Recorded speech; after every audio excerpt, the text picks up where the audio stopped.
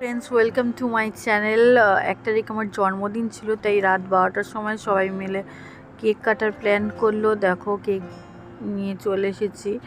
তো সবাই মিলে হাজব্যান্ড, ননদ, ভাই মিলে সবাই মিলে কেক কাটলো। রাত হয়ে গেছে তাই ছবি তুলতে পারিনি।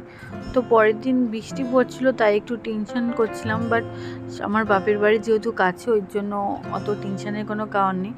তো সন্ধ্যা হয়ে যাওয়ার পর থেকে আমি দেখো ঘরটা কী সুন্দর গুছিয়ে নিয়েছিলাম, কারণ সবে আসবে বলে। তারপর আমি রেডি হয়ে তারপর কেক কাটার জন্য সবাই মিলে প্রস্তুতি নিচ্ছিলাম। দেখো আমি কেক কাটছিলাম, হাজব্যান্ড পাশে, আর পাশে আমার ভাগ্নি ছিল। তো বাড়ির সবাই এসেছিল। দেখো আমার মা, বাবা, শ্বশুর শাশুড়ি সবাই এসেছিলো, দাদা, মাসি শাশুড়ি সবাই এসেছিল।